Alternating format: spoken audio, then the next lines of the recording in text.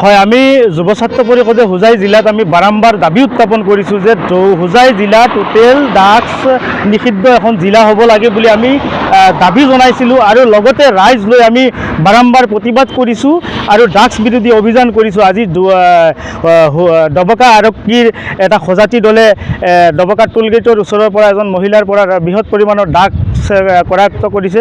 তেখেতসকলক আমি ডবকা আৰক্ষীক ধন্যবাদ জনাইছোঁ আৰু হোজাই জিলা আৰক্ষী অধীক্ষককো লগতে ধন্যবাদ জনাইছোঁ যে এই সফলতাক আৰু অনাগত দিনত ইয়াতকৈ আৰু সফল অভিযান কৰি ড্ৰাগছ বিৰোধী অভিযান চলাই যাতে ড্ৰাগছ কৰায়ত্বকাৰীক ধ্বংস কৰিব পাৰে তাৰ কাৰণে আমি তেখেতক দাবী উত্থাপন কৰিছোঁ।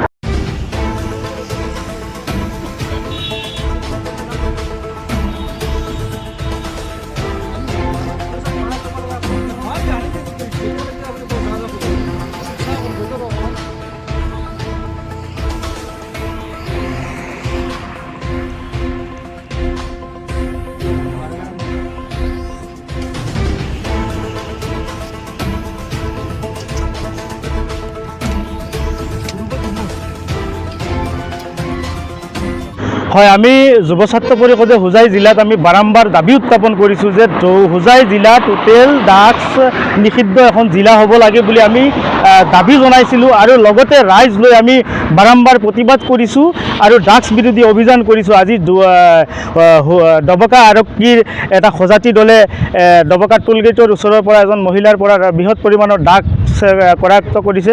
তেখেতসকলক আমি ডবকা আৰক্ষীক ধন্যবাদ জনাইছোঁ আৰু হোজাই জিলা আৰক্ষী অধীক্ষককো লগতে ধন্যবাদ জনাইছোঁ যে এই সফলতাক আৰু অনাগত দিনত ইয়াতকৈ আৰু সফল অভিযান কৰি ড্ৰাগছ বিৰোধী অভিযান চলাই যাতে ড্ৰাগছ কৰায়ত্বকাৰীক ধ্বংস কৰিব পাৰে তাৰ কাৰণে আমি তেখেতক দাবী উত্থাপন কৰিছোঁ।